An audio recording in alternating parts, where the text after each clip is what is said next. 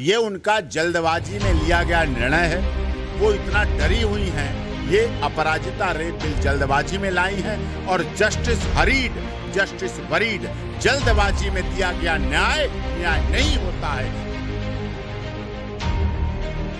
और संविधान कागज पर खिंची हुई लकीरों का भारत नहीं है। यहाँ 140 करोड़ लोग रहते हैं। क्या आप दावे के साथ कह सकते हैं कि इस देश के यौन शोषण के 100 मामलों में से 100 के 100 सच्चे हैं? आप कह सकते हैं?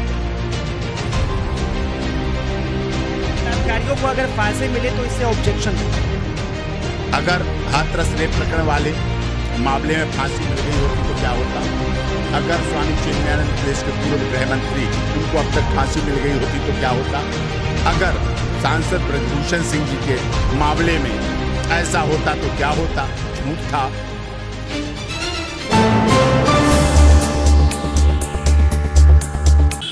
पश्चिम बंगाल के सीएम ममता बनर्जी ने एक बड़ा फैसला लिया है। साफ तौर पर अपराजिता बिल लेकर आ गई और इस चीज को लेकर विपक्ष एक तरफ घबराहट में है तो वहीं सत्ता पक्ष ने भी आरोप लगाया कि बंगाल के सीएम अब डर चुकी है, घबरा चुकी है। बहरहाल आम जनता को जानने की जरूरत है कि यह बिल आखिर है क्या। इस चीज को लेकर बातचीत करने के लिए हमारे साथ सुप्रीम कोर्ट के senior advocate doctor AP Singh हैं। इनसे जुड़ते हैं, बातचीत करते हैं। सर, सबसे पहले तो इस बिल के बारे में जानेंगे कि यह बिल है क्या। ये अपराजिता रेप बिल पश्चिम बंगाल की माननीय मुख्यमंत्री ममता दीदी ने कल सदन में लाई और कल उसे पास किया है। ये उनका जल्दबाजी में लिया गया निर्णय है। वो इतना डरी हुई हैं जैसे दिल्ली में निर्भया केस हुआ था। उस समय की 3 बार की चुनी हुई मुख्यमंत्री शीला दीक्षित जी को पदस्थ होना पड़ा और एक नई राजनीतिक दल उठा और यहाँ तक जिसने 3 टर्म में लगातार इस दिल्ली के विकास के लिए काम किया हो, शीला दीक्षित जी ने, उनको अपनी विधानसभा सीट भी बचाना मुश्किल पड़ी थी। वो इसलिए डरी हुई हैं कि उसी तरह का आंदोलन, उसी तरह की मूवमेंट, उसी तरह का मीडिया हाईलाइट, उसी तरह की सजा की मांग, उसी तरह दुनिया के प्लेटफॉर्म पर क्या होगा मेरे पश्चिम बंगाल की रियासत का, सियासत का, राजनीति का, सत्ता की कुर्सी का, मुख्यमंत्री के पद का क्या होगा। इसीलिए उन्होंने ये अपराजिता रेप बिल जल्दबाजी में लाई हैं और जस्टिस वरीड जल्दबाजी में दिया गया न्याय नहीं होता है। जल्दबाजी में लिया गया फैसला नहीं होता है। इसीलिए हमारे भारत के संविधान में कहा जस्टिस वरीड। हाँ, जस्टिस डिले, जस्टिस डिनाइल भी नहीं होना चाहिए। हमें एक बैलेंस बनाना चाहिए। उन्होंने क्या किया, जब इस देश में एंटी रेप बिल था जो कि हमारे देश में गुवाहाटी से चौपाटी, कन्याकुमारी से कश्मीर तक लागू था, उसके बाद इसको आनन फानन में लाने का क्या अर्थ? जब उसमें रेप और मर्डर में फांसी है, आई एग्री। पॉक्सो में फांसी है, आई एग्री। मर्डर में फांसी है, आई एग्री। लेकिन जब कंसेंसुअल सेक्स है, सहमति द्वारा रिलेशन है, जहां सहमति आ रही है, वीडियोग्राफी है, फोटोग्राफ है, होटल की बुकिंग है, सब कुछ हो रहा है, जा रहे हैं, आ रहे हैं, उसके बाद क्या? जिस केस में भारतीय न्याय संहिता में और एंटी रेप लॉ में जहां 10 साल की सजा थी, ममता जी ने 10 साल की सजा बढ़ाकर सीधे फांसी कर दी।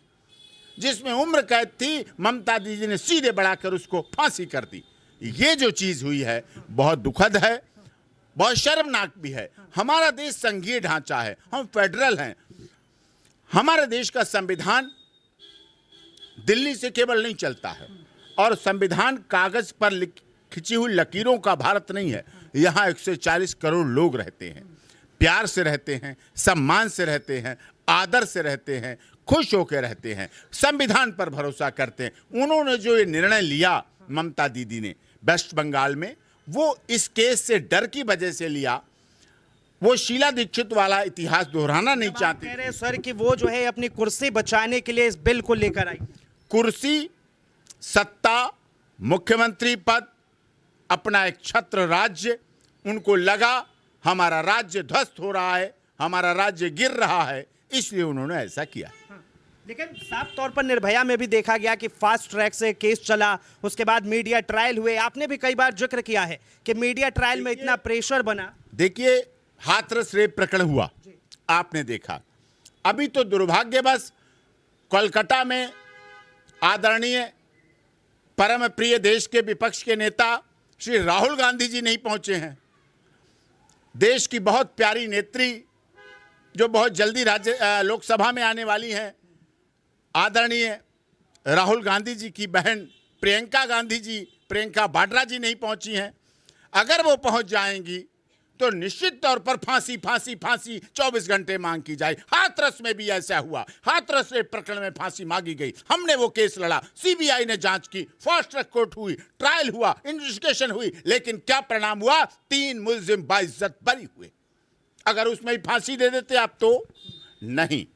आप ट्रायल अच्छा कीजिए, इन्वेस्टिगेशन अच्छी कीजिए, निष्पक्ष इन्वेस्टिगेशन कीजिए, निडर इन्वेस्टिगेशन कीजिए, निर्भीक इन्वेस्टिगेशन कीजिए, बिना किसी दबाव की इन्वेस्टिगेशन कीजिए। जांच में आप lie detector, polygraphy test, brain mapping, psychological test, DNA, CDR सब कुछ उपयोग करिए, लेकिन जब जांच में आ जाए उसके बाद किसी को दोषी बनाइए। माननीय सर्वोच्च न्यायालय ने भी कहा है मकान टूटने के मामले में भी, तो जब किसी का मकान नहीं तोड़ सकते आप, समझिए, तो आप किसी की जिंदगी ले सकते हैं?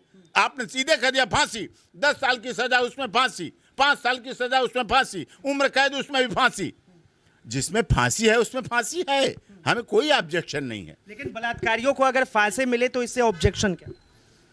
अगर हाथरस रेप प्रकरण वाले मामले में फांसी मिल गई होती तो क्या होता?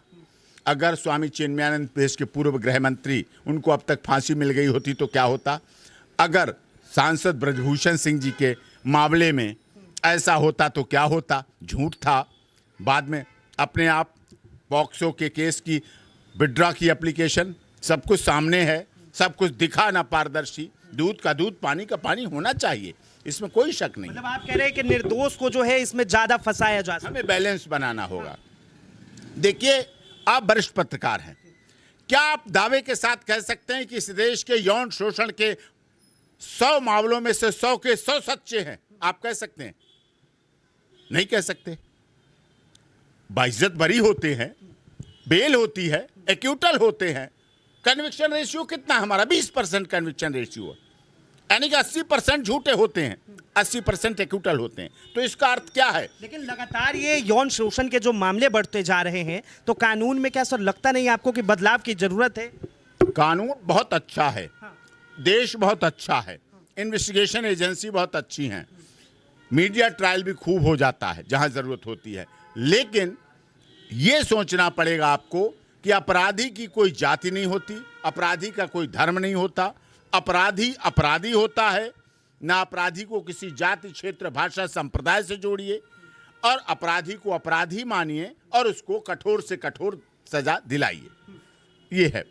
बहुत बहुत धन्यवाद तमाम जानकारी के लिए। तो साफ तौर पर आपने सुना ममता बनर्जी जिस तरह से बिल लेकर आई हैं, उसका किस तरह विरोध हो रहा है। बहरहाल इस चीज को लेकर आप क्या सोचते हैं, अपनी प्रतिक्रिया जरूर दें। फिलहाल के लिए इतना ही। कैमरा जर्नलिस्ट शानू कुमार झा के साथ मैं विनायक कुमार, राष्ट्रीय सागर, नई दिल्ली।